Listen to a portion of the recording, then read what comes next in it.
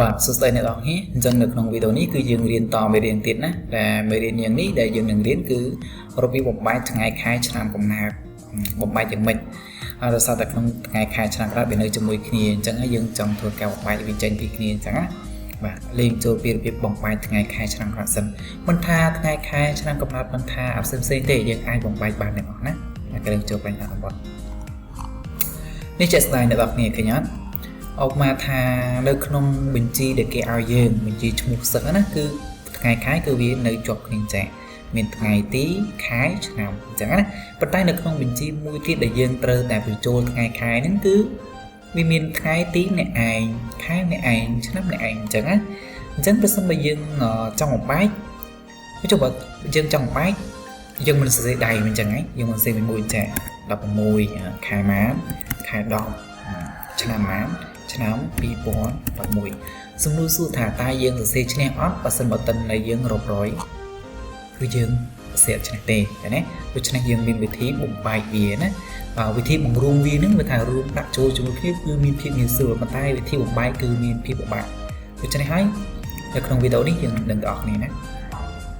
អញ្ចឹងដើម្បីបំបែកថ្ងៃខែដែលវានៅជាប់គ្នាចេះងាយទេអញ្ចឹងទី1គឺយើង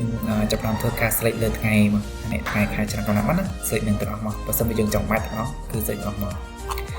អូខេបន្តមកទៀតពេលយើងស្លេចហើយយើងចូលកន្លែង data នឹងឯងណាចូលកន្លែង data tab បន្តមកទៀតយើងចូលកន្លែង text to column នេះសញ្ញាព្រួយណាចុចលើវាមកវានឹងលេចនៅផ្ទាំងនេះមួយកុំខ្វល់យើងចាប់ផ្ដើមចុចពីទាំង next កន្លែងនេះវាសំខាន់មែនតើវាសួរយើងចាសំណួរសួរថាតើយើងបំបែកនឹងដោយអីគេយើងមើលនៅក្នុងថ្ងៃខែឆ្នាំកំណើតរបស់យើងថ្ងៃទីអញ្ចឹងហ្នឹងតមកអក្សរអីនេះស្លាស់ខែ10បន្តមកទៀតអីនេះគឺស្លាស់ដូចគ្នាមែនអញ្ចឹងមិនថាយើងបំបែកថ្ងៃខែឲ្យវាបែកចេញពីគ្នាហ្នឹងគឺដោយសញ្ញាស្លាស់បើសិនមកដោយដកឃ្លាគឺយើងដកឃ្លាបើសិនបើសញ្ញាដកយើងដកបានអញ្ចឹងអញ្ចឹងខាងលើហ្នឹង tab មានន័យថាបំបែកដោយការចុចដកឃ្លាណាអា tab ហ្នឹងគឺថាដកឃ្លាឆ្ងាយអូខេ semicolon ហ្នឹងគឺសញ្ញាចុចមួយហើយសញ្ញាក្បៀសអញ្ចឹងណាគេហៅថា semicolon មិនគេហៅថាក្បៀសទេណានេះអានេះគេហៅថាក្បៀសទេអូខេដល់ពេលសញ្ញានេះគេហៅថា semicolon មានចុចមួយហើយមានសញ្ញាក្បៀសមួយគេហៅថាsemicolon comma គឺមិនយ៉ាងឯងសញ្ញាក្បៀសហ្នឹងឯង comma អង់គ្លេសថា comma ដែលក្បៀសអញ្ចឹងហើយបើសិនបើយើងបំបែកដល់ space ថាយើងដក clear មានថាក្នុងអត្ថបទហ្នឹងគឺយើងសរសេរជាលក្ខណៈប្រភេទដក clear ឥឡូវមុននឹងយើងបំបែកយើងត្រូវតែមើលកន្លែងនេះយើងបំបែកសិនតើយើងបំបែកដល់ដក clear ឬដល់សញ្ញាអីបើសិនមកអត់មាននៅក្នុងសញ្ញាប៉ុណ្ណឹងទេនេះយើងមកចុចកន្លែងគ្រីសកន្លែង adder មកហើយយើងមកសរសេរអាសញ្ញាដែលមាននៅក្នុងនេះមកសញ្ញាអីគេបាទគឺសញ្ញា slash អញ្ចឹងហើយយើងដាក់សញ្ញា slash អញ្ចឹងឃើញអត់គេដាក់សញ្ញា slash វារត់អញ្ចឹងក្នុងករណីតន័យណាដែលយើងអត់បានសរសេរដោយសញ្ញា slash អញ្ចឹងគឺវាអត់ load ឲ្យទេណាបាទវា load ឲ្យទេអូខេចាំតិចខ្ញុំឧទាហរណ៍ថែមទៀតអូខេវា load ឲ្យទេអញ្ចឹងយើងបានដោយសារ slash មែនទេអញ្ចឹងអ្នកដាក់មកហើយបន្តមកទៀតយើងធ្វើអីទៀតគឺយើងចុចពាក្យថា next អូខេតបចុច next ហើយកន្លែងនេះវាសំខាន់កន្លែងនេះវាសួរយើងថាតើយើងចង់ដាក់ថ្ងៃទីនឹងនៅឯណាខែនៅឯណាឆ្នាំនៅឯណាព្រោះយើងបំបែកដល់3 column មែនទេនេះថ្ងៃទីខែឆ្នាំអញ្ចឹងណាអញ្ចឹងយើងចុចលើនឹងមកអាហ្នឹងជាធម្មតាបញ្ចេញលើហ្នឹងតែមកទៅចុចសញ្ញាព្រួយឡើងលើហើយយើងបដាក់ថ្ងៃទីកន្លែងហ្នឹងអញ្ចឹងហ្នឹងអញ្ចឹងយើងធ្វើការចុច select មកដល់ក្រោមអញ្ចឹងណាអញ្ចឹងមិនថាកន្លែងនេះគឺជាថ្ងៃដែលយើងសម្រាប់ដាក់ថ្ងៃទីណាបន្តមកទៀតខែឆ្នាំវាចេញឲ្យខ្លួនឯងអញ្ចឹងចុចសញ្ញាព្រួយចុចក្រោមមកហើយយើងចុចពាក្យថា finish ឃើញវាបំបែកទេខែម្នាក់ឯងខែម្នាក់ឯងឆ្នាំម្នាក់ឯងគឺមានភាពងាយស្រួលតែគេដល់ខាងក្រោមទៀតមួយទៀតបើសិនបើក្នុងករណីដែលថ្ងៃខែយើងសរសេរអត់ប្រើសញ្ញា slash ទេសត្វតែយើងប្រើសញ្ញា dot អញ្ចឹងយើងចង់បំបែកវាប៉ុន្តែក្នុងការប៉ុន្តែនេះយើងមើលទៅវាខុសគ្នាខាងលើគឺ slash ទៅពេលខាងក្រោមគឺ dot ហើយយើងសាកធ្វើការស្រេចវាទាំងអស់មកហើយយើងចូលកន្លែង data យើងដដែលហើយយើងចូលកន្លែងយើងចូលកន្លែងសញ្ញា text to column គេចុចលើមកហើយយើងចុចយើងយកដូចមិញដែរណាហើយយើងមើលវាខុសគ្នាមិនចុច next មកកន្លែងនេះវាសួរថាយើងចង់បំបែកដល់អីគេអញ្ចឹងនៅក្នុងនោះវាមាន2មែនទេមាន2ឃើញវាមានប្រភេទជា slash ហើយប្រភេទជា dot អញ្ចឹងហើយបើសិនបើយើងយកពាក្យថា slash គេថាវាបំបែកតែថ្ងៃខែណាដែលវា slash ទេឃើញបើសិនបើថ្ងៃខែណាវាអត់ដាក់ជាសញ្ញា slash គឺវាអត់បំបែកទេវាទុកនៅហ្នឹងអញ្ចឹងចុច next មក តមកទៀតកន្លែងនេះយើងវាសួរយើងថាយើងចង់ដាក់ថ្ងៃទីនៅណាអញ្ចឹងយើងចុចចុះក្រោមមកហើយយើងមកដាក់ថ្ងៃទីនេះយើងស្លេចចុះក្រោមមកស្មើគ្នាមកហើយតមកទៀតយើងចុចពាក្យថា finish ញ៉ាត់ឃើញវាមកហើយឃើញវាមកទាំងហ្នឹងឯងដល់ពេលខាងក្រោមគឺវាអត់មកទេហ៎នេះគឺមកទេគឺវាមកតែវាមកទាំងខ្លួនវាហ្មងមកទាំងខ្លួនវាទុកអញ្ចឹងទេណាអញ្ចឹងគឺវាអត់មកទេហេតុអីដោយសារតែយើងបំបាច់នេះបំបាច់ដោយសញ្ញាស្លាស់មិនមែនបំបាច់សញ្ញាដកទេអញ្ចឹងបើសិនបើយើងចង់បំបាច់ថែមទៀតយើងសេចលើវា2មកស្លេចមួយអញ្ចឹងវារៀងបបាក់ដែរអញ្ចឹងមុននឹងយើងបំបាច់បើសិនបើវាមានសញ្ញាខុសៗគ្នាអញ្ចឹង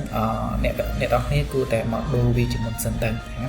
បើសិនយើងបំបាច់ដល់នេះក៏បានដែរនេះចុចស្លេចលើវាមកបើសិនចង់បាច់មួយណាអត់ដូចគ្នាទេចុចសញ្ញា next ហើយកន្លែងនេះគឺយើងយកដកមែនទេសញ្ញាដកអញ្ចឹងដាក់សញ្ញាដកមកហើយដាក់សញ្ញាដកហើយយើងចុច next ទៅ next ហើយយើងចាប់ដើមធ្វើការលុបរបស់ចាស់ហ្នឹងហើយយើងមក select ត្រឹមតែ2នឹងបានហ្នឹងត្រឹមតែ2នេះអូខេតមកទៀតយើងចុចសញ្ញា project finish គេវាបំបែកទៅតែនេះដោយសារវាជាប់តំណែងមិញអូខេវាជាប់តំណែងមិញនឹងវាទៅរហូតទេអូខេឥឡូវធ្វើការជូតវាតិចនេះគេនឹងមកថតណាដោយសារវាយើងជាប់តំណែងមិញណាវាចឹងវាមកអូខេអញ្ចឹងបើសិនបើករណីវាយើងបំបែកវាចឹងហើយអញ្ចឹងលោកគ្រូគួរតែមកដូរសញ្ញាមុនហើយទៅណាអូខេយើងដូរសញ្ញាស្លាទៅអញ្ចឹងហើយអញ្ចឹងដើម្បីយើងងាយស្រួលក្នុងការបំបែកសិនបែកគឺវាទៅទាំងអស់អូខេចឹងស្លាអញ្ចឹងហើយតើយើងធ្វើការ select ដូចមិញតារាទេ select លើវាហើយចូល text ចូល column ហើយចុច next ហើយចុចបំបែកដោយសញ្ញាអីគេគឺសញ្ញាស្លាអញ្ចឹងបែកដោយសញ្ញាគេវាបំបែកចេញពីគ្នាចុច next មកហើយនេះលុបបោះចាស់ចោលហើយយើងមកចុចសញ្ញាព្រុនចុះក្រោមយើងរកទីតាំងដែលយើងដាក់ថ្ងៃទីអញ្ចឹងចុចលើវាចុចបែរនេះមកត្រឹមហ្នឹងណាហើយតមកទៀតយើងចុចសញ្ញាព្រុនឡើងលើហើយចុច finish ឃើញគឺវាបំបែកដោយខ្លួនឯងនេះគឺជារបៀបបំបែកហើយចុះរបៀបបញ្ចូលវិញដូចគ្នាអត់ខុសគ្នាទេវាបញ្ចូលងាយស្រួលបំផុតណាវាបញ្ចូលគឺយើងប្រើរូបមន្តអញ្ចឹងអមថាកន្លែងនេះចុះខ្ញុំចង់បញ្ចូលថ្ងៃទីខែឆ្នាំហ្នឹងវាចូលជាមួយគ្នាក្នុងករណីណាដែលតារាងខ្លះគឺយើងបញ្ចូលជាមួយគ្នាអញ្ចឹងណាបញ្ចូលទាំងខែទាំងអីជាមួយគ្នាហើយតារាងខ្លះគឺតម្រូវយើងដាក់ថ្ងៃទីម្នាក់ឯងខែម្នាក់ឯងឆ្នាំម្នាក់ឯងអញ្ចឹងក្នុងការបញ្ចូលជាមួយគ្នាគឺមានភាពងាយស្រួលមែនតើអូខេជាទីបំផុតប៉ុន្តែខ្លាចតែវាបំបែកទីវាបបាក់ហើយដើម្បីបញ្ចូលជាមួយគ្នាយើងធ្វើម៉េចអូខេដើម្បីបញ្ចូលជាមួយគ្នាយើងចុចលើនឹងតារាងកាឡាដែលយើងចង់បញ្ចូលមកហើយយើងដាក់សញ្ញាស្មើណាហើយយើងសេសញ្ញាស្មើមកបន្តមកទៀតយើងមកចុចកន្លែងនេះណាកន្លែងថ្ងៃទីអូខេតមកទៀតយើងមកដាក់សញ្ញា and ហើយចុចសញ្ញាហើយចុចថ្មីក្តោប4មកពីតមកទៀតយើងមកដាក់ and មួយទៀតអញ្ចឹងណាមានថាយើងជាប់អតិន័យមួយនេះជាប់អតិន័យត្រង់នេះណានេះជាប់អតិន័យត្រង់ K ហើយ K ហ្នឹង K 30ចេញត្រង់នេះជាប់ជាមួយនឹងអីគេគឺជាប់នឹងអតិន័យមួយនេះចុចលើ V1 មកប្រាប់អតិន័យ L ហើយជួយឈរ39ប្រាំអញ្ចឹងយើងចង់ជាប់អតិន័យមួយទៀតមែនទេអញ្ចឹងយើងដាក់សញ្ញា and ដូចគ្នាមកហើយយើងដាក់សញ្ញាថ្មីទៅដល់2អញ្ចឹងណាហើយយើងមកចុចលើឆ្នាំអញ្ចឹងនៅខាងក្នុងថ្មីក៏ដោយយើងចង់ដាក់សញ្ញាអីក៏បានដែរឥឡូវយើងចង់ដាក់សញ្ញាស្លាយើងចុចស្លាមកចឹងណាស្លាថាដាក់សញ្ញាក្នុងហ្នឹងណាស្លាចែកណាស្លាអញ្ចឹងណាកន្លែងនេះមានន័យថាចែកនេះកន្លែងនេះថានេះគឺជាកន្លែងថ្ងៃទីណា K34 មានថាកន្លែងនេះ K ហើយជួដេក34អញ្ចឹងណាក្នុងហ្នឹងអញ្ចឹង and ហើយ and នេះមានថាយើងភ្ជាប់វាជាប់ជាមួយគ្នានេះគឺជារូបមន្តវាភ្ជាប់ជាមួយគ្នាហើយកន្លែងសញ្ញាថ្មីកណ្ដោ2នេះគឺយើងចង់សរសេរអីក៏បាននៅខាងក្នុងនេះណាចង់សរសេរអីក៏បាននៅខាងក្នុងហ្នឹងប៉ុន្តែយើងមកសរសេរខាងក្រៅនេះណាសរសេរខាងក្នុងមកតមកទៀតយើងភ្ជាប់មួយឆ្នាំដូចគ្នាទេហើយប៉ុណ្ណឹងយើងចុច OK ត្រូវវាបញ្ចូលមួយគ្នាប៉ុន្តែវានៅតែជាប់រូបមន្តដដែលណាហើយយើងធ្វើការអូទីនៅខាងក្រោមនេះครับអញ្ចឹងក្នុងករណីណាដែលយើងបដូរលេខ4ក្នុងនេះក៏បដូរ4ដែរអញ្ចឹងក្នុងករណីយើងបដូរ6ហើយនេះក៏បដូរ6ដែរអញ្ចឹងណាអញ្ចឹងបើសិនបើយើងចង់បានអតិន័យហ្នឹងជារៀងរហូតកុំឲ្យវាដូរកន្លែងនេះហើយដាក់លេខ4ហ្នឹងវាលោតលេខ4តាមយើងដែរហើយបានដូចលេខហើយបានជាលោតលេខ4ដោយសារតែតិនពីនេះគឺយើងបានមកពីនេះឯងតិន័យយ៉ាងទីពីហ្នឹងណានេះគឺជារូបមន្តទីតិន័យអូខេអញ្ចឹងបើសិនបើយើងចង់បានអតិន័យហ្នឹងជារៀងរហូតយើងធ្វើការ copy មកតាណាធ្វើការ copy មកចុចមកស្ដាមហើយយក copy ហើយយើងមកផាសគឺយើងមកផាសលើនឹងតារាបើសិនបើយើងចង់ផាសលើនឹងគឺយើងផាសលើនឹងតារាទេហើយយើងចុចមកស្ដាមមកផាសទីនេះអត់មែនផាសធម្មតាទេណាគឺយើងផាសប្រភេទ value អូខេយើងចុចមកស្ដាមហើយយើងចុចពាក្យថា pass special អូខេបន្តមកទៀតយើងយកពាក្យថា value ហ ហើយយើងចុច OK ចឹងណា